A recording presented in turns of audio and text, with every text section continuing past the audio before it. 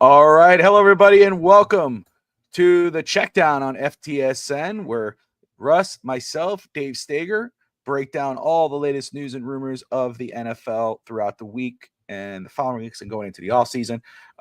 Stager is not with us at this time, but I'm sure his life, family, all that whatnot, so he'll do good. Hopefully join us next week or the following week, depending if we're on or not for the Checkdown. But Russ Morgan is in the house, host of the On Deck Baseball podcast. Russ, how you doing, brother? I'm doing good, Bobby. Ready to talk some football. Glad we're back this week. I know everybody last week kind of had life, conflicts, but I'm glad we're back to talk some football. Got the Super Bowl on Sunday, so pumped up. Hopefully it's a good game. That's all that matters at this point. Somebody said that to me today. They're like, who you rooting for? It's like I'm not really rooting for anybody. I just hope it's a great game, and that's all that really matters. I mean, I really don't want to see the Chiefs three-peat. So, but I mean, if they do, history made. You know what I'm saying? So, but yeah, the Super Bowl on Sunday. It's going to be huge. Looking forward to watching. I wish I was watching my Dolphins on Super Bowl Sunday, but it is what it is. The Senior Bowl just wrapped up. We'll have On the Clock tomorrow on Sunday at 11 a.m. Eastern time, where we'll break down more of the Senior Bowl and the Dolphins draft and the NFL draft in general. So looking forward to that. But we got a lot to discuss here as Super Bowl week and Senior Bowl week are wrapped up together. A lot of news coming out in regards of the draft rumors. Same thing with the Super Bowl. You had a lot of players from different coaches and senior officials of different teams going around and being interviewed and just talking about their teams, talking about the league. You had the Hall of Fame announcement. You had the NFL awards ceremony come through. Josh Allen winning the MVP over Lamar Jackson and Saquon Barkley. We'll talk about that as we go around the league. But first, the news that kind of surprised everybody, I don't know if it really surprised me. It makes a lot of sense. I wondered why he took so long. Was Myles Garrett with the Cleveland Browns, their star edge rusher, one of the best players in the NFL, making his trade request official and saying he got inspired by LeBron James of the Los Angeles Lakers. I guess he talked to LeBron, and who is obviously the Cleveland Cavs for years and was born in Akron and grew up in Akron, Ohio. And so he probably said, "Hey man, would you hate me if I asked to trade?" And LeBron said, "No, you should." And but yeah, so just my 2 cents on it was when I saw it come through. Was not surprised whatsoever. I know a lot of Dolphin fans right away are like, "Oh my gosh, can you imagine Myles Garrett with the Dolphins?" Blah blah blah. Look, I'll just say this: anybody with Myles Garrett is a better football team, especially on defense. I think Miami has bigger needs right now and should not. I don't want to say waste draft picks, because if he was to end up on the Dolphins, I wouldn't hate it. But any team would be in better shape with Myles Garrett on their roster. Before we get into which teams could possibly end up in Myles Garrett, Russ, you saw this come through, man. What was your initial reaction to Myles Garrett asking for out of Cleveland? I'm not like super surprised. I'm kind of like you. I'm like, this guy is one of the best defensive players we've seen in the game. One of the best defensive guys right now in the game. I mean, could go down as one of the better defensive players we've seen. He's a fucking, excuse my language, fucking freak. And does he want to sit there and languish in Cleveland where they don't really have a plan for their future? They're going to maybe bring in a younger quarterback. Is he going to want to waste another year or even more of his career in Cleveland, where maybe they draft Cam Ward or Shador and they're planning, but it's not really like he wants immediate results. It's not like he's getting any younger. No, and again, I mean, obviously they went out a couple of years back and made the trade for Deshaun Watson. There was a lot of hype going into that move, a lot of hype for Cleveland. Obviously, we saw how quick, they rose up and just completely fell off the face of the earth. I mean, he's been dealing with that for years now. And like you said, even though he's still one of the best players in football and could go down as one of the better defensive players in NFL history, he's been on a very bad team for many, many years, and he's getting to there where even if they were to get a Cam Ward or Shedeur Sanders or whomever, or if they, they're like, hey man, we figured this out, let's go. How many years until that happens? Until they could reach the mountaintop, if they even could get there. His patience has worn thin. Now I know a lot of Cleveland players, David Njoku, the tight end there, a lot of them are saying we're going to try to do our best to convince Myles Garrett not to be traded. They're going to try to do their best to convince him to stay put. Cleveland has said that they're not looking to trade him, but again, he could, force his way out if you don't want an angry player. People are saying this could be a contract situation. But if they were to trade him, what teams could you see possibly making a move for Myles Garrett? I mean, obviously, I think the number one that I've seen would be Detroit, and I see all these teams wanting to trade for Myles Garrett that have a solidified quarterback in the room, because they're not going to, obviously. I mean, you trade for Myles Garrett, the guy's a massive difference maker on the defensive side. So I'm looking on that. I would see maybe a Detroit, maybe a Buffalo that would push him over the top defensively. Maybe I've seen maybe a Green Bay. I think Detroit would be a fucking killer destination for him, and pair up with Aiden Hutchinson. That would just be like, have fun with that. Man, I did not. Detroit is and Buffalo are such great answers. And Buffalo is like, which is annoying for us if that was to go down. Obviously being on the AFC East, fans of the AFC East teams, Jets and Dolphins. The first, I'm gonna tell you, there's two teams that come to my mind, and Anthony Manzano's in the comments. For those who are all tuning in, we appreciate you watching. Manzano has the Kansas City Chiefs, Chargers, and the Seattle Seahawks as teams he could see making a move for Myles Garrett. The two teams that I see are the Dallas Cowboys. He, obviously has an infatuation with the Cowboys. You got the link with LeBron, and he begged the Cowboys to trade up and draft him on draft night. I see that, and I also see the Raiders. I could see the Raiders trying to make a move here and pairing him up with Crosby. And again, I get it, right? Why would you do that if you don't have that situation at quarterback figured out and all that? But at the same time, can a Tom Brady convince someone like Garrett, hey, we're changing things here.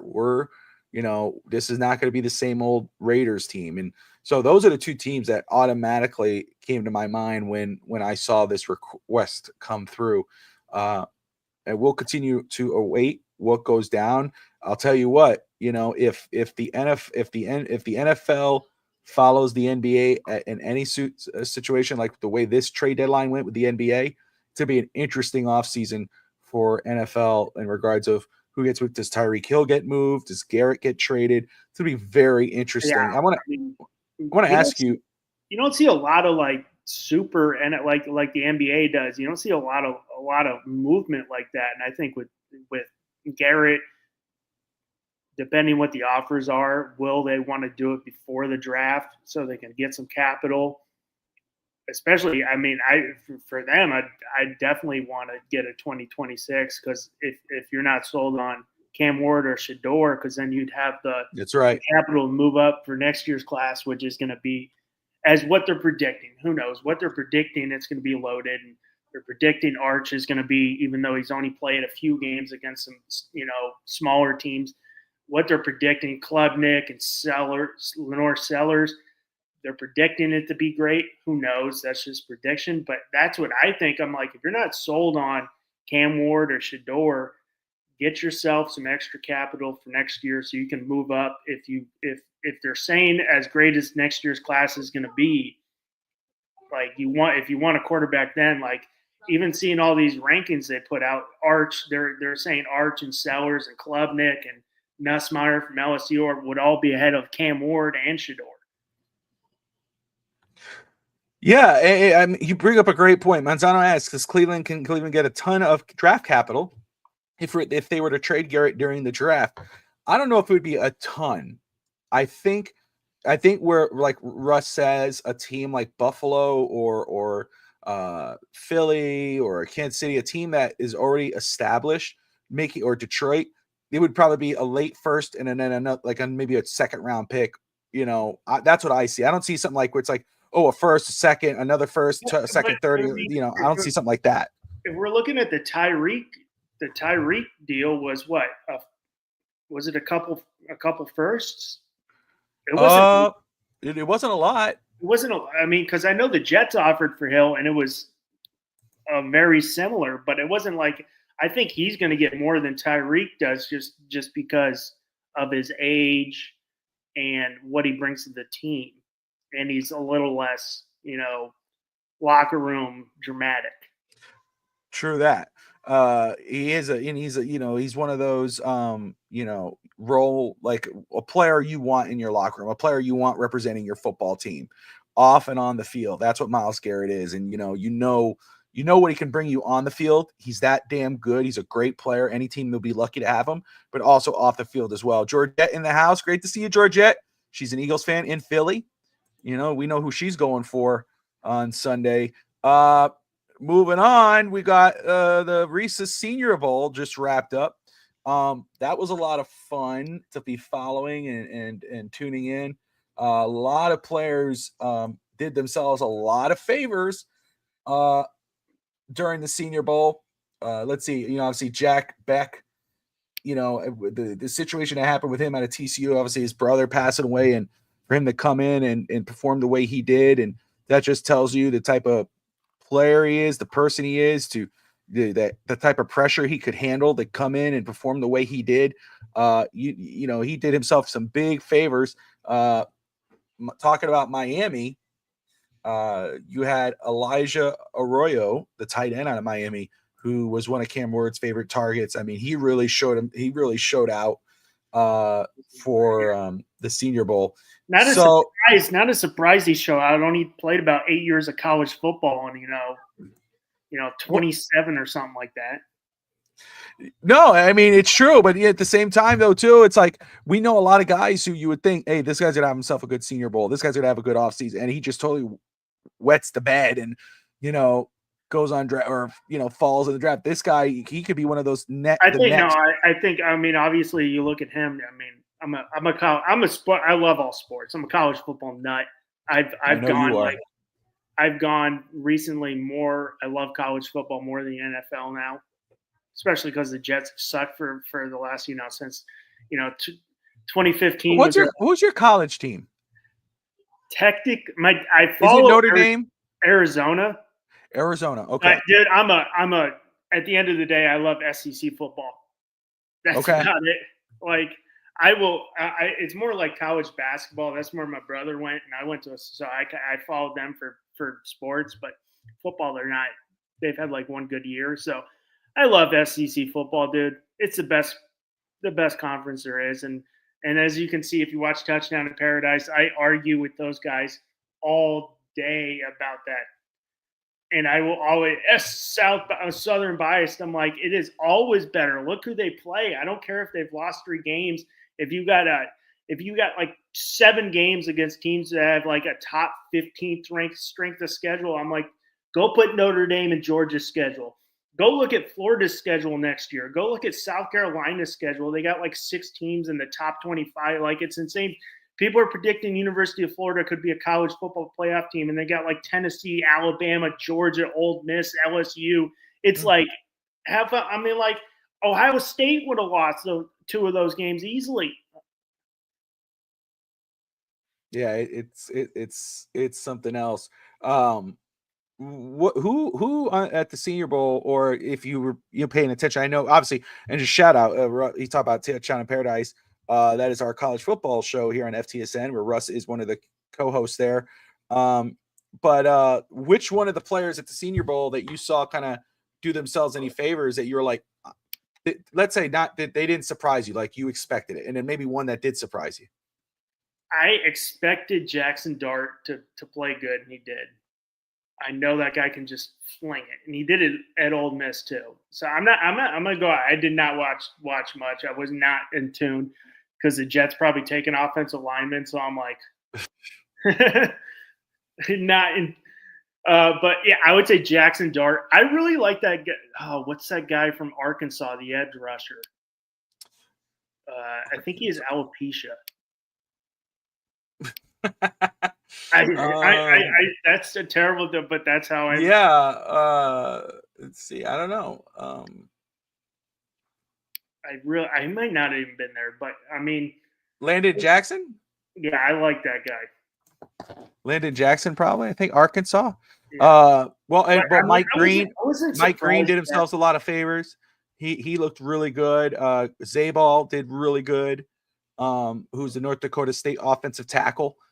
which He they looked. put those out all the time. North Dakota I'm State. saying, dude, like those are the guys. Like this is my thing for teams. Don't get me wrong. If you got a guy there sitting at your pick, if you have a high pick, whether 1 through 10, 10 through 20, whatever.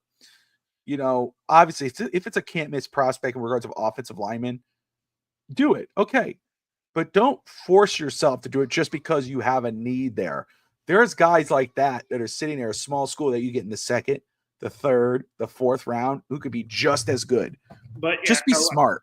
I'm with you. Arroyo looked really. I mean, it was nice to see him this year actually put a full season together. Yes. Because he really hasn't been able to do that, and that's why he's played so many years. But also seeing like the practice work and some game work, he is a really smooth tight end when healthy. And to see him with Cam Ward at Miami was a thing of beauty. So I mean, we'll see what happens with him because he is like 26 or 27. So is that going to push teams away from him? Because by the time he gets out done with his rookie contract, he's going to be 31, 32. And that's why a team maybe in the the third round, you could get yourself a really good tight end. But like you said, you're getting yourself an old rookie. You're getting yourself a rookie who's played for, but also that helps in his favor too. Cause again, you get a guy who plenty of experience. It's not a kid who's only had 1 or 2 years He's at a college. man. You have a guy who's, He's a man. So because of his age, you're probably right. He's probably going to get pushed down. But a very good team or a lucky team is going to get themselves a good tight end, who's going to you could probably plug and play right away. Oh, I also like that guy. Smaller school. I've been reading a lot about. Was it the guy from Central Arkansas, David Walker, edge rusher? Yeah. Yep. Yeah. So I mean, is he a edge rusher or a D tackle? They got him at edge. Edge, probably an edge. Okay. Yeah. I'm thinking of someone else. I think another Walker, D Walker. That dude's like 6'7", 300 plus. I mean, what do you think? I know we've had and I kind of like Shamar Stewart. I like this stuff in college. I've been hearing some negatives about him recently. I didn't really, but I know you're a big Jason Taylor guy. What's your opinion on his son? Mason is obviously, if you look at the numbers, you can't go based off that. You got to just watch the film. When you watch the film, you see and you listen to him talk, and you saw what you saw in the Senior Bowl. A high IQ player. Obviously, he has a veteran mindset. I think if he is again, you think about a third or fourth round prospect possibly, and a guy who could probably sneaky good. I would say he's sneaky good. But what sells me on him more is just he's mature. He doesn't talk like a rookie, doesn't act like a rookie, and I don't think he'll play as a rookie. I think, he has those genes in him that he's going to play well. Now, again, I'm not about a what's that called, man? Somebody said it the other day on one of the shows in the comments. Because his dad played for Miami, my favorite player, by the way, the Jason Taylor. Don't do that. Don't bring that crap up. Nobody wants to remember the relationship. That was one of the worst days. Hey, Bobby, it's the same thing. I get it because I hated Jason Taylor. I remember watching. This is an amazing memory for me. Painful. You watching Monday Night Miracle, and Jason Taylor's literally sitting there mocking the fans, laughing at them, and I'm like, I don't like swear much, but fuck this guy. So it kind of was like, oh, I know what you're doing coming here. But it would kind of be like the same thing for me. I get why Chad went to Miami. I love Chad Pennington. I get why he did because they kind of just, hey, they went off. They went Brett Favre. I get that. I still always love Chad, but it's like if Curtis Martin went to the Dolphins, Curtis Martin, yeah, that dude, would, I get or that. like Wayne Corbett, that would just absolutely kill me because I love those guys. I get what Chad did. Chad needed a job. They went to Brett Favre. I still will always love Chad Pennington. But it's like if Curtis went to the Dolphins, that would literally hurt me because I grew up with them. So I fully understand what you're coming from. No, actually, I don't know what you're coming from, but like I sense. No, I get it, and Anthony, thank you. Nepotism pick. And I'm not saying that drafting him, like, if you draft it because, again, you see a fit on your team, and I think he's going to be a very good player. He could be a very good player for a team that takes him. If that's Miami, that's Miami. If that's the Jets, that's the Jets. But, again, I don't want fans to go, oh, draft because his dad played. Stop. You better not hope Miami or, drafts him because his dad played for Miami.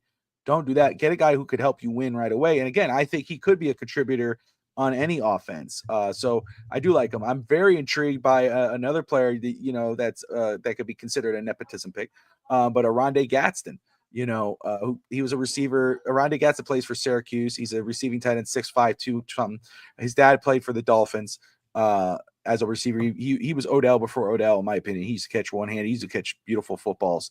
But that's a pick where I'm like, hey, I would love to see Aronde Gadsden the second in Miami, just because of what he can do, possibly, but also, I have good I mean, memories. like you're not like I get it. Like people are like, oh, his dad's Jason Taylor. You want this Miami Dolphins legend son there, but I'm like, he did go to LSU for a reason. Like he does have like, it's not like he was playing at Yeah, some it's not like it's some D2 low end school somewhere. Yeah, he played at LSU. That's a legitimate university program, football program, where a lot of only really the best players play. Let me go to tight ends very quick because I don't have it in front of me, but I could tell you. I did. Where did I put him? Is he here? Yeah, I have him as a fourth round prospect right now. That's where I have him, and it's not out of hate. I really think he could be. His numbers, again, don't jump off the charts, but again, when you watch the film and you watch how he breaks away and and see what he does on tape, and then you see what he did at Senior Bowl and you listen to him talk, you're getting yourself a football player. So I've also started. I liked his work this year, but watching a lot of it was Kyle McCord, and now seeing more of him, I'm like, and going back because he got a lot of blame last year for Ohio State's defaults, but like literally, he lost one game to Michigan and they threw it all on him. And then if you watch the tape this year and you watch Syracuse game, I'm like, this guy is poised, mature, could be a nice day two, round 3 pick. yeah, Kyle So, McCord has started to pick up a lot of traction among which fans. could not even be a round 3 after all this, which I mean, for me, I was like, I physically hate pro days because of what I've seen from guys getting drafted off pro days. And Zach Wilson got drafted off a fucking pro day. I'm dropping way too many. Russ, figure it out. But he got drafted off his pro day. I mean, he made the one massive throw going the wrong way and threw a 75-yard dime. But I'm like, watch his college tape that year. He played one team in the top 25 that year. There was a COVID year, and that was Coastal Carolina, and they lost. So I'm like, yeah, he got drafted. He had an unbelievable pro day in shorts. I hate it. Dave Stager just messaged me. He just woke up. Totally okay. We get it. Life happens, brother. He was playing with the kids and knocked out. I get it. Been there, my man. No worries, Oh, good, brother. Singer. It's all good, bro. I know he hasn't been here since I picked the Eagles to beat the Packers. He hasn't shown his face. You pissed him off, bro. Yeah. That's on you, man. He's hurt. It's okay. It's okay. But yeah, look, let's quickly go around the league here and discuss some of the noise. Again, the NFL awards were announced yesterday. Let's just kind of go through it, talk about, let's see. Assistant Coach of the Year went to Ben Johnson. Shout out to him. Offensive Rookie of the Year, who else? Jaden Daniels. Could that? I got to ask you because I know you're high on this guy. I like him too, but you're a big draft guy, and everybody talks about his hand size. and I've said this on Touchdown in Paradise. Do you think Jalen Milroe, because I said if Jaden Daniels wins Offensive Rookie of the Year, I think Jalen Milroe will get pushed up draft boards. He is bigger than Daniels and more physical, but I think because they do similar things. Do you think Milroe will kind of get pushed up just because people are seeing Daniels is doing? That's a great point. Yes, I think so, because again, that's kind of where the league is going. I mean, I had Milroe going to the Dolphins actually in my very early mock in the second round. We know how players, especially quarterbacks, get pushed up in general. 100%. But I could absolutely see it because of what Daniels did. And I know a lot of people are like, "Oh, he's just another version of Anthony Richardson." I mean, look, man, he's played a lot more games than Anthony Richardson didn't play many games. That's right. That's right. And to me, I mean, you go based off the last year at Alabama, and people, I don't, obviously there's some stuff to work on, but his athleticism, his size, he has a very strong arm. I'm actually very intrigued with Jalen Milroe, and I would not be surprised if a team took him. I hope they don't. I could absolutely see, and I would probably lose but I could really see the Jets doing something and being a douche at the second round and taking him. And I could see him either someone trading up or in back half like they did for Lamar, or I could see the Steelers at 21 taking him. Yeah, that's again, and the Steelers, right? And then you'll have people saying, Miami fans or whatever, saying, "Oh, don't take him. Oh, he's this, he's that, and then some team like the Steelers take him, and then he just blows off the roof, But it's like if you look at him, like it wasn't like he was thrust into the role right away. Like he learned, he was in Saban's, he learned behind Mac Jones. Yeah, he wasn't a starter, and he's played 4 years in the same system. And you can't say Saban's system or Kalen DeBoer, which I know DeBoer because I love Kalen DeBoer. Like those are complex. They're not like throw up your cue card like we saw with Marcus Mariota or something like that. They're running NFL offenses. And this is my thing too. For him, like if he goes to a team that has again, I just say Miami for Miami just because. But if you go to he was drafted by a team, the Dolphins, that'd be a perfect situation because again, you're not pushing him as a starter right away. If he goes to a team that already has a starter, whether it's the Rams, Miami, that's a good one too. Yeah, you think of any with a starter already in place, you're not thinking, people going, "Oh, dude, he's not consistent. He's not." You let him develop behind those guys, learn. Then you got a plug and play situation that if like for instance, Miami, if and when Tua goes down, you saw what Tyler Huntley did. Imagine what this young kid can do coming in a situation, learning, coming in, playing. Now again, is he going to be perfect? No, he's a rookie. Why would you expect him to? But he learns, he gets his licks, but also he can extend plays. There's other things he can do, and it's a trial by error project. But again, I think a team like the Rams make a lot of sense. I would not be shocked if that happened, but especially because of where the league is going. I think that'd be a great fit for him too. Because yeah, they're already saying Stafford is kind of phasing out, getting ready to retire. That's another good one. I mean, Milroe in Dallas would make a lot of sense just because of Prescott being there. But I mean, that's definitely Stafford leaning towards hanging him up closer than sooner. Learn behind Matt Stafford for a year would be something like Mahomes did with Alex Smith. And again, we saw again. You put them in. You think, let's say the Rams offense. We know they're looking to trade Cooper Kupp. That's something they've already announced, which is huge. But we know the type of talent they have in that offense. Puka Nacua, Cam Akers, etc. You look at a team. You look at it. I know you brought up Pittsburgh. You look at like Miami. Milroe. Imagine. That's that type of athleticism with a Tyreek and a Jalen and a Devon Achane.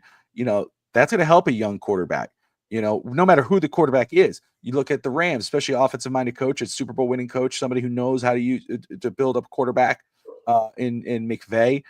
but you also think about the talent that helps a quarterback. So, yeah, I think you're right on the money in regards of. I mean, I know a lot of people are crapping on him for some of the throws he made at the Senior Bowl, but Throws that's and his hands are small and oh, dude. all that. They overanalyze everything. Here's the thing: you got the media guys. They'll throw a bunch of stuff, and then all of a sudden, wait, how was this guy drafted in the first round? Well, were you paying attention? So it's gonna happen But you again. see, they already talked to him about switching positions. I'm like, I did not see that. No, No, somebody asked him about playing switching positions. I'm like, I thought you'd at least learn your lesson about what we did to Lamar when he was coming out. Like, at least let him try, and if he fails, he's athletic enough to play receiver. But give him a shot. I thought they would have learned their lesson in that. Yeah, I've heard a lot about Lamar in the last 24 hours. Lamar, yeah, definitely. Sorry about the sidetracking you there, Bobby. No, I mean, no, you're good. It was because somebody came up, a coworker of mine who has a podcast on Ruckus Entertainment. He is a Louisville fan, and of course that makes him a Ravens fan and a Lamar fan, and even though he grew up a Dallas fan. But he was like, did you see, we were going over it today, but let me just quickly go over this defensive player of the year, talking about great players who have kids playing football. Pat Surtain Jr., the second, won defensive player of the year for the Denver Broncos. That is awesome. Shout out to Pat Surtain and his dad who played for Miami. I mean, that is an awesome story. Saquon Barkley was the offensive player of the year. Who else? I mean, the ninth player to reach 2,000 yards rushing and finish just 100 yards shy of Eric Dickerson's single season record of 2,105 yards. Comeback player of the year, Joe Burrow. Defensive rookie of the year, Gerard Verse over Braden Fisk and Chop Robinson. Coach of the year, Kevin O'Connell. I mean, think about, you get rid of your starter and Kirk Cousins. You draft your heir apparent in J.J. McCarthy. He's pegged to start. He goes down. Sam Darnold comes in, and my gosh, he resurrects Sam Darnold's career, and they're fighting for the number one seed at the end of the season. Didn't end the way they want, but I totally get that. The controversial thing was the MVP award, which went to Josh Allen, and obviously the argument is, and I'll let you get wrap this segment up, but I just want to say, the argument that I've been hearing and people giving me the numbers and all this was, this was a Josh Allen won the award because he's never won it before. Lamar was actually very deserving. The players groaned when it happened. They actually released the voters and their picks, and when I saw the voting tally, and I saw that Saquon Barkley did not get one first place vote, and he only got one second place vote. The MVP award's a joke. Call it the MVP QB award. Let's just be real here. I mean, not one person voted for Saquon Barkley to be MVP. I mean, what are we doing? For me, I'll tell you what, my MVP is Saquon Barkley. I mean, that's who the MVP should have been, in my opinion. I understand. You can argue all day, all day, every day about Lamar and Josh Allen. And here's my thing with Josh Allen that I said today. I can understand maybe people voting for Josh because, again, trade Stephon Diggs. They think they're going to fall off a cliff or he's going to have a bad year, blah, blah, blah. He steps up, has a very good year. Yeah, does his numbers match up with Lamar? Hell no. Is Lamar a special player? Absolutely. Lamar's a 2-time MVP winner. But Saquon Barkley was your MVP. And for no one who had the voting rights, not one person to put him as a first place vote is a joke. And that's why for me it's an MVP QB award.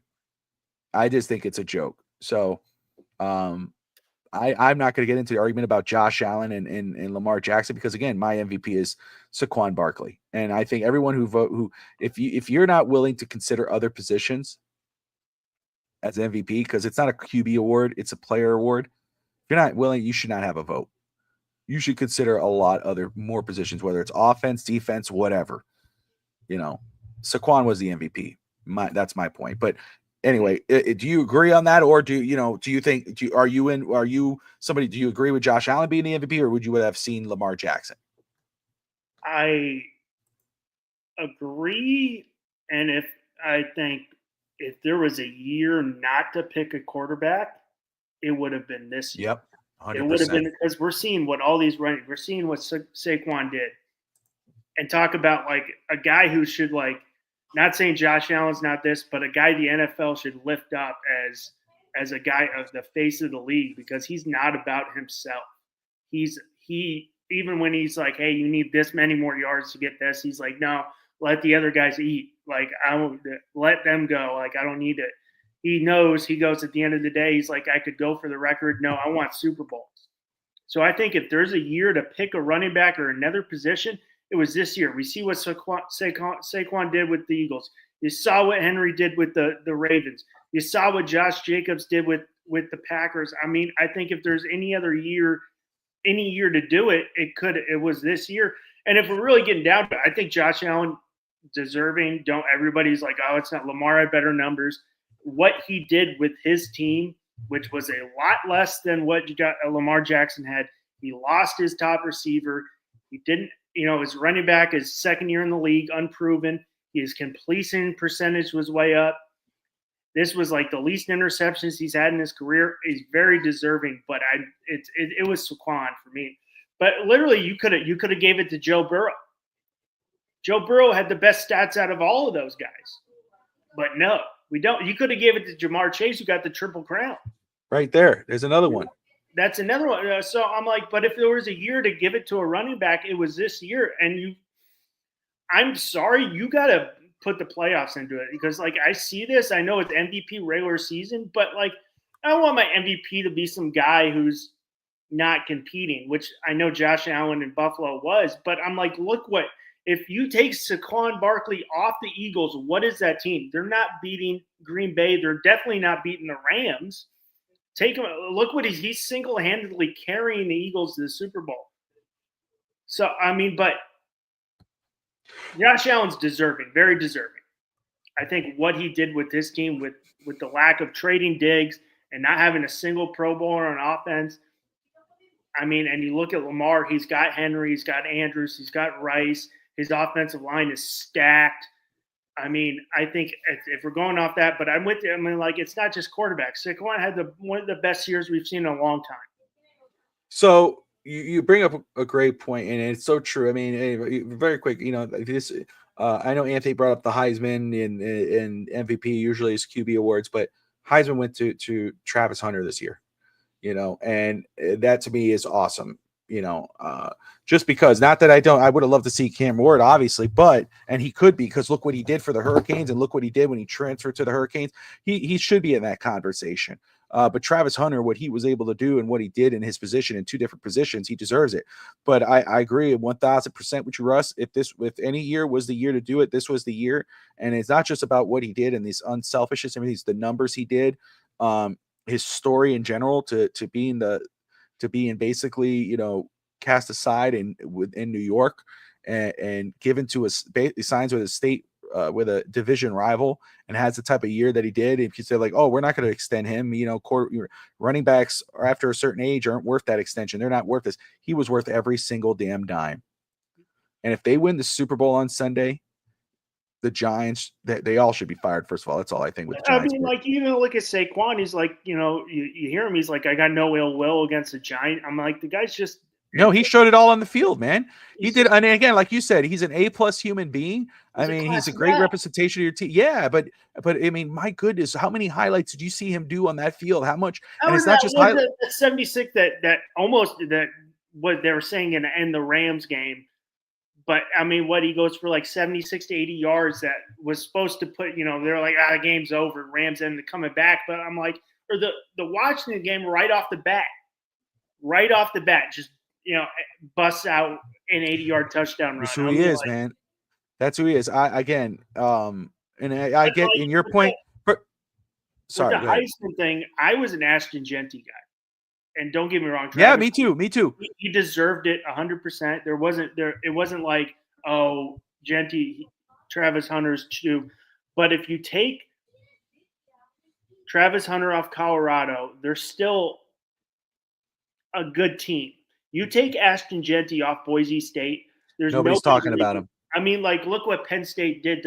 They took it. Penn State literally said, "Okay, we're going to take you out, beat us with everybody else," and they couldn't do that. So, I mean, you take him off that team, and the team is nothing. So that's where I'm like, Genty. I mean, that's where I look at it. Like, sorry, you take Saquon off the Eagles, that team is not making the Super Bowl. They're probably not winning the division. They might not even make the playoffs because we all see Jalen Hurts. He's not. He's good. Is he going to win you a game?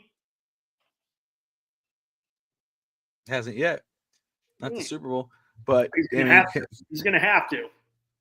Well, and so no, man. I think your point. I know we're going over in this topic, but that's great. I'm happy with it. No, I'll just say I think you're right on the money. I think the Joe Burrow point, and I will say I agree with you on if you want to argue for him winning the MVP, Josh Allen, with everything you said. You know, they lost Stephon Diggs. He's playing with a rookie running, with an unproven running back. I mean, you know, that's what he did. But again, if you're, gun to head, it's Saquon Barkley. And like you said, not one person voted for Saquon. That's only one second place vote. Yards. It was Josh Allen, Lamar Jackson, all the way down in first place. And do I have that here? Let me see if I can. Don't get me wrong, Josh Allen. Look at Josh Allen's weapons. He had Keon Coleman, a rookie. He had Khalil Shakir, very unproven, like 3rd, 4-year guy. He had Curtis Samuel, a 2nd-year tight end, and Dawson Knox. It wasn't like so I get it. Like his weapons weren't like it was a great year for him. But I mean, it was Saquon. And we're both on the same. He was MVP. If they want to, hey, this is quarterback MVP and everybody else. Yeah, it was Lamar Jackson and Josh Allen all the way down in first place votes. He got one, I know for sure. He got one second place vote. Let's see. Then in the third place, that's where it starts to become more, you got Joe Burrow in there. You got a lot of Saquon Barkley's. You got a lot of second place votes. Pat Mahomes, Jared Goff. Let's see here. See if there's any. Justin Herbert got a 4th place vote. A couple of them, a couple 4th place votes. Jared Goff got a couple 4th place votes. Jamar Chase got about 2 4th place votes. Jaden Daniels got 1 5th place vote. There's another one. But I don't know, dude. I just think it's criminal. Baker Mayfield got 1 5th place vote. But, and I trust me, I'm looking more at the names of the voters. I'm like, dude, what a joke. What a joke those guys are. But they're a little mad, though, that they got their names released. They didn't know their names were going to get released. And did you see they're going to release, supposedly, they're going to release the Hall of Fame voting. People who voted for the Hall of Fame after Ichiro got screwed this year. But they put out 320 out of 324, and the last 4 they didn't put out was one of the guys who didn't vote, so his name's not out there. You got nervous. I'm like, that's the one we want to see. We want to see that one. Show us that one. But I agree. This guy who didn't vote for Ichiro Suzuki, but I mean, I know I'd be pissed, be like, oh, it's supposed to be anonymous if I was voting. But I'm like, come on, if you're in that position, if you're in a position to vote for something like that, you're high enough. Suck it up. We want to see why your opinion. No, you're 100%. They that should be full transparency with the votes, so that way you could be judged accordingly. All right, we're cutting into here, but let's go. Let's do our Super Bowl prediction. You got the Kansas City Chiefs taking on the Philadelphia Eagles. Again, if the Chiefs win, I think they would be the first team ever to three-peat, one after the other. And Pat Riley, Miami Heat president, will get a lot of money if they three-peat. He owns the three-peat copyright. He made deals with the NFL and the Chiefs. That way they can make T-shirts and merchandise. So I'm sure he is dying for the Chiefs to win. But they go against the Eagles team that we just argued for the case of Saquon Barkley being the league MVP. I don't think he gets over 100. Yeah, I think I don't. somebody asked if he was. That must be a betting question. I don't think he gets over 100 yards. Well, let me ask you, man. I would probably, if you said I was going to bet over that, I'd go under. And if I because I'll probably miss it. But I'm not betting on Saquon. If I do bet, I'm not betting on any Saquon because I think they're going to key on him. So, but I think they're going to shut. I think they're going to. That's my bet. I think they're going to key on Saquon. And again, the Chiefs defense is no joke. That is the reason why they're still they are where they are. Yeah, Chris Jones and company. But let me ask you, man. How does this play out? Do the Chiefs do it? Do they get their three-peat? Yeah, I'm really I don't want to see him three-peat, but I really dislike the Eagles too. So it's like can they both lose? Like I said, I think they key on Saquon. I think they make Jalen Hurts beat him.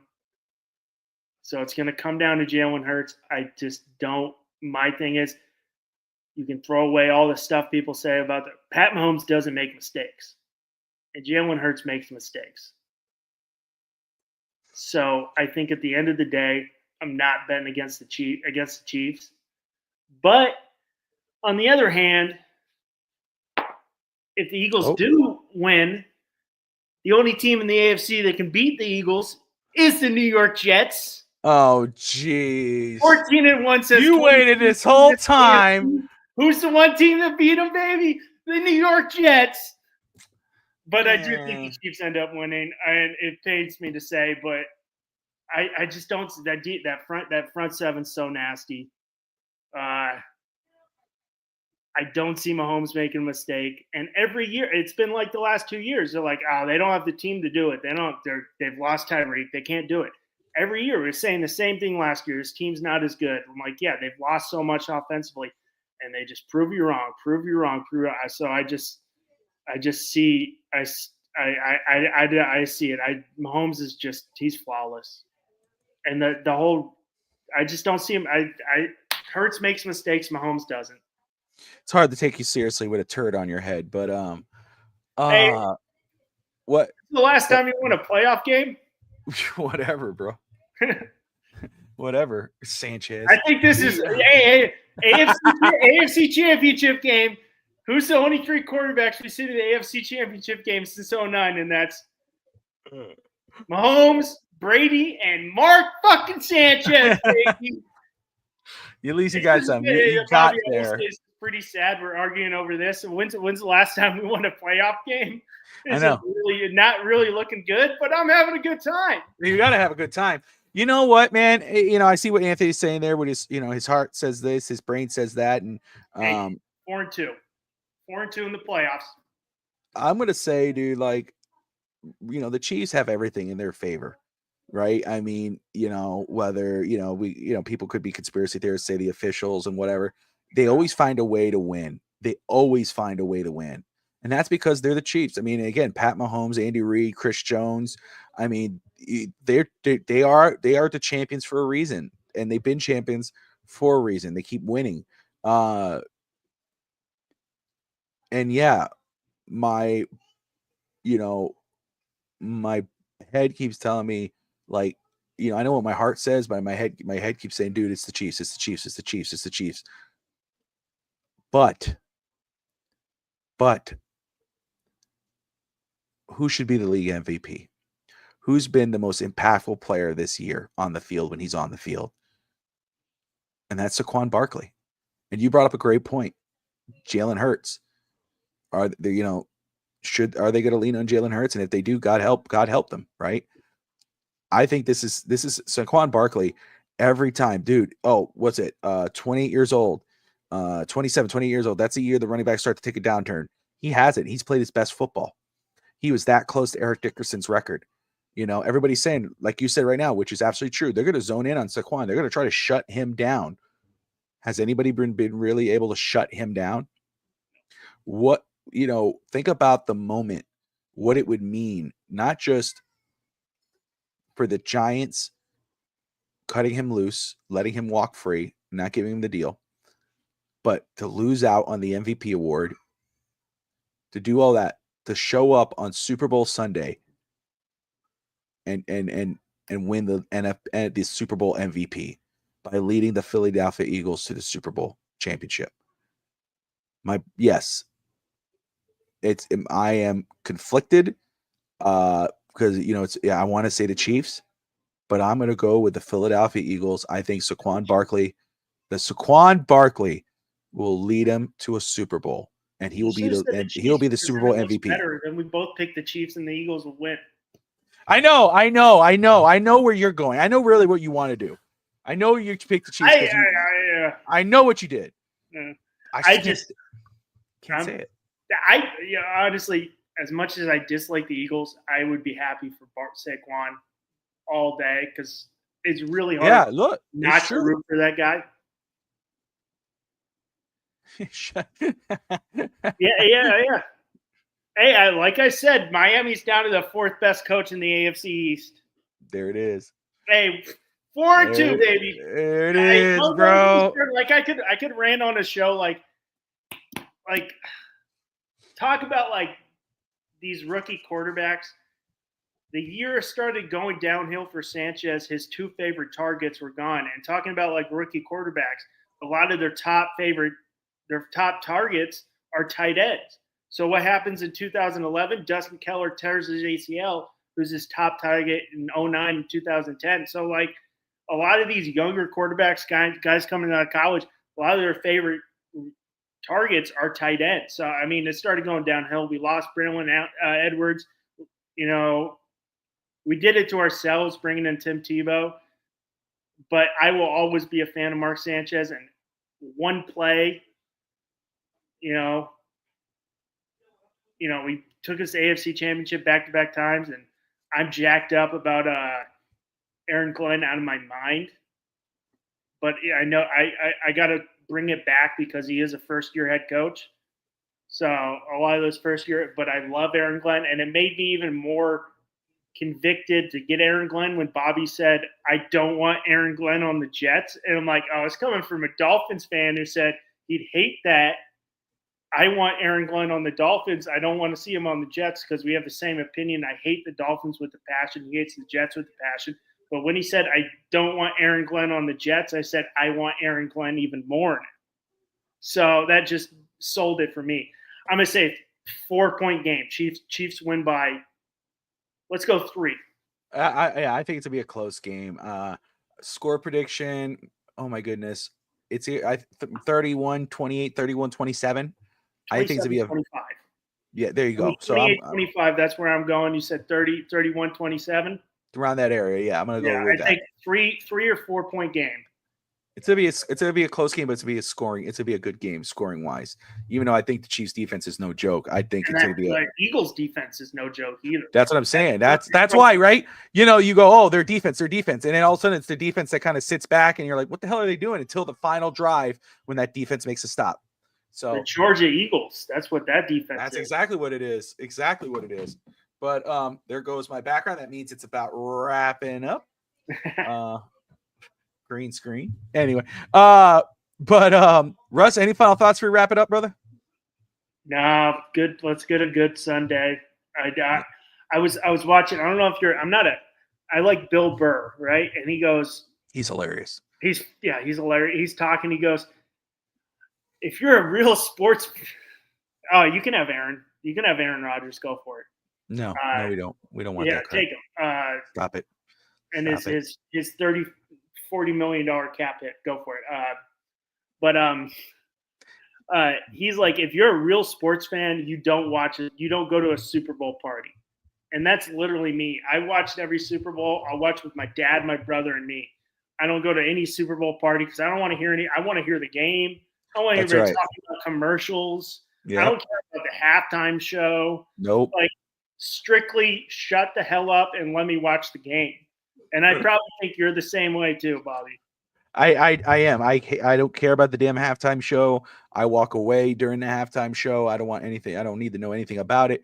My I mute wife, my wife and my in-laws and my brother-in-law, they all watch the halftime show. That's what they watch it for. And I the only time I actually cared was when afterwards when I found like Shakira and J-Lo had a very good one, quote unquote. That's when I was like, I'll go watch it the next day. And that's why. But other than that, no, I don't watch the halftime show. I could care I less. mute, and people are like, "Oh, commercials are so great." I'm like, I'll literally physically mute the commercials and just watch the game. And people are like, what are you doing? I'm like, I'm here to watch the football game.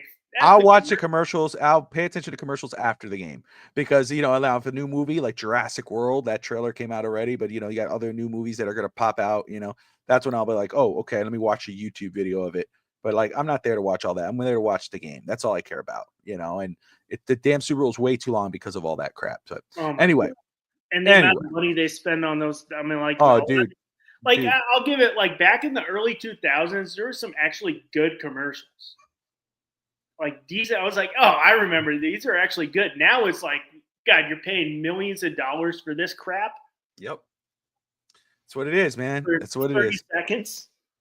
But anyway, guys. You see the tickets are dropping like hell for this Super Bowl? No, I didn't see that. Tickets are going down. Like, prices are dropping like the lowest they've had in a long time. I'm here for K-Dot. Come on, Prince halftime. Legendary. Oh, the halftime show with Prince. Sure. Yeah, I'm not saying there's never been great performances. Of course there is. They treat it like a concert. But again, I wouldn't sit there and watch a concert on TV. I'm not going to sit there and watch the halftime show. I'm not there to watch these singers. I'm here to watch a football game. Now, again, the audience that wants to watch the halftime show, trust me, they're not watching the game. They're watching the halftime show. It's the same way around it. But football guys who want to watch the football game, they leave during half. That's when they go eat dinner. They use the bathroom. They go do this, do that. They're not doing all that, and MJ's not coming back. Prince ain't coming back. Ain't nobody gonna watch all that. Is there a singer or a performer that you would, if they were doing the halftime show, you'd like, I'll sit there and watch them? Is there one guy or girl? Alive? Sure. Yeah. Bruce Springsteen. Okay. All right. Springsteen. I watched that one because I love the boss. I love Bruce. Okay. Yeah, you're like Alive. I was like, yeah, we could go over dead guys. Well, I don't know. The Beatles. But the Beatles, Elvis, Whitney Houston. Okay. I would definitely say Bruce Springsteen. Dr. Dre, 50 Cent, and Snoop. Yeah, I'm sure Dr. Dre will be there. I'm sure he will. Snoop Dogg too. Snoop Dogg. What is it? When did Snoop Dogg become like a global dude? He's everything now. He's everything. But you can't. The thing is, you can like his music, hate his music, whatever. Dan, he's so entertaining to watch. I love listening. That one time I heard the Animal Planet thing where he was like about the lizards and the snakes. Dude, I could watch him all day, dude. Like, he is so funny. No, but I just don't get why he was at the Olympics in Paris. I'm like, I get if he was in LA. He plays Fortnite now. Like, you could watch him play. Like, he does clips. Like this dude is everywhere, but he's so good. My wife says Pink. She would be, hey, to each their own. I think Dr. Dre and Snoop Dogg in LA was pretty. But that was something I watched like the day after. I went and got my food during halftime. I saw it. Maybe if a person alive, if there was one, I'm trying to think. I'm sure there's another one there but you brought up Bruce Springsteen. Who's one who I think is just awesome. What music dies Bobby listens to? What music does Bobby listen to? I listen to everything, truthfully. It could be, really, I was about to say Elton John is somebody who I'd probably sit down and watch. I love Elton John's music, but I could listen to it all, man. And again, classic, Barry White, Bee Gees, Elvis, Whitney Houston, there you go. Tati's put in there. Elvis, Elton John, Tom Jones, current music. There's other music that I don't like, I'm like, oh geez, but I listen to all types of music. It just, really, I guess depends, but Ain't nothing wrong with Elton John, G-Man. Ain't nothing wrong with Elton John. You know, it's a little bit funny, right? Come on, you know damn well Crocodile Rock. Don't be a It ain't my hater. cup of tea, but yeah, I get it. Oh, Bruce Springsteen and Jets. Man, get out of here. Bruce Springsteen, Billy My cup of Joel, tea. old school Billy Joel, not like Billy Joel. Billy Joel. No, I can't Yeah. see Billy. I can't. I'm not like not. We're not talking like Step Brothers '80s doo wop Billy No, Joel. We're dude. talking the good No. stuff. Yeah. Prince. Love me See, some Prince, some Earth, Wind and Fire, right there. Bee Gees. I wish they can't really get that anymore. And I guess that's why they call it. Yeah. See, I sang it Elton John at my wedding to my wife. I don't like to sing. My brother does singing. My brother sings, but I sang to my wife. You know, I married her on her birthday. I gave her the best gift. Oh, You know what I mean? I was like, "What do you get me for my birthday?" I was like, "Me." She's like, "What?" I guess that's what. Yeah. Was it that one? Yeah, I think it was the Does Blues. that mean you have to get double gifts, or you just like the anniversary and the birthday are lumped together? I think I've done double gifts before, but usually it's just lumped together. My That's wife's a very much. hey, My wife's a you're very women. much like people. What women? Well, no, I don't want to say women. That sounds bad, but you know how you hear the rumors like, oh, women say, don't get me anything for my birthday, and then they get mad at you if you don't. She's not like that. She's totally the opposite. She's like, do not buy me anything, and it's like, and then I do, and she's like, you shouldn't have. Oh, that's hilarious. You watch Curb, right? Oh, hell yeah. And the episode Ben Stiller has a birthday, and he's like, "No gifts, don't bring a gift." And he shows up. What'd you get him? He said, "Don't bring a gift." He's like, everybody knows when you say don't bring a gift, you bring one. He's like, what do you mean? He said no gifts. Curb Your Enthusiasm is one of the greatest shows, comedy. Yeah, how much did it cost? That is exactly what she says. She wants to know because she watches. What sucks? I can't buy her gifts. I have to like sneak, like do it while she's not looking at the account because she stalks the account, and then she'll be like, "What did you buy off Amazon?" And I'm like, "What?" And I have to kind of. She's like watching the account, but then G-Man says Led Zeppelin, Stones, The Who, Aerosmith. I love Aerosmith. Stop it, G-Man. Stop it now. No, sir. We're not doing that now, bro. Not that there's anything wrong with that. Hey, none of that, my man. The hell, but but I love watching Curb, dude. I could watch Curb over and over and over again. One of my favorite scenes is when he was filming a mom movie in New York, and he's been trying to call his parents, and he tells his wife, he goes, I'm gonna go to my parents before I go home. So he gets out, she gets home, he goes in the house, it's the dad, and the dad's like, he starts talking to dad, and he's like, what, how's mom? Oh, well, she was sick. With to take her to the hospital, and she didn't want me to bother you. She told me not to bother you. Leave Larry. Larry's doing the movie. He's having fun in New York. Leave him alone. He goes, okay, well, how is she? Well, some people get better and then they don't, but then they get better and then they don't. He goes, well, she got better. We brought her home, but then she got sick again. He goes, oh, and she goes, and then he's kind of looking. He goes, but he told me not to bother you. And he goes, what does that mean? He goes, you just tell me. He goes, and Larry goes, is she dead? And the father goes, yeah, she's dead. She died. And he goes, why didn't you call me? She didn't want me to bother you. He goes, when did this happen? He goes, when did this happen? And the father goes, oh. He goes, well, the funeral was on Monday. He goes, the what? Dude, I cry every time I watch that scene. It's so authentic when he goes, the what? Yeah.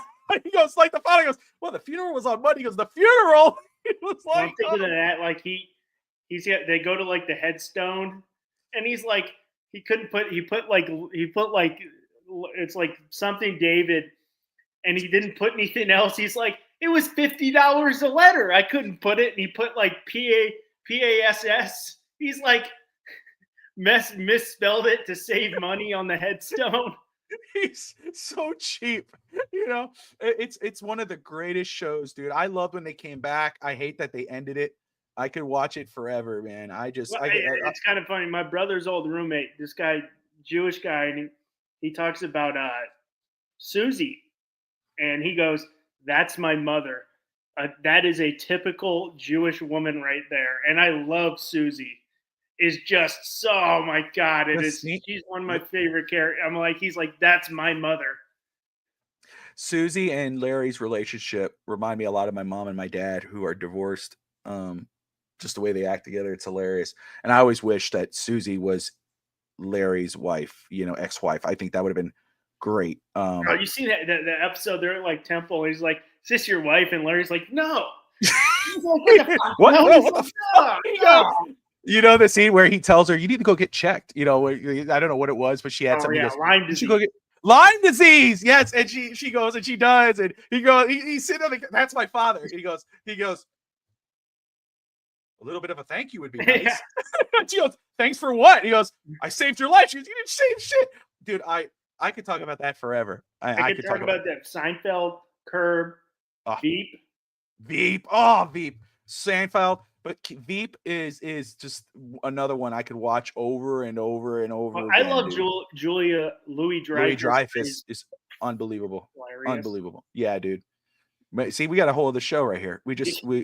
We have a whole other show. I could don't get me started. I could go. We could do a Curb podcast. We could do a Veep podcast, and we just go on and on, dude. I just have these whole other ideas. But anyway, we're gonna wrap this up. We're not just talking sports anymore. We don't just talk sports on the Checkdown. Ladies too.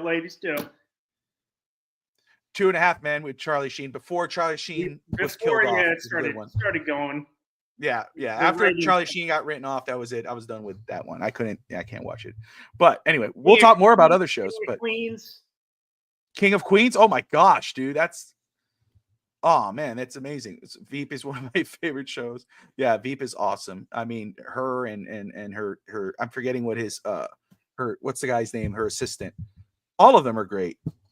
Dude, what's the assistant? Gary. Oh, dude. Poor Gary, man.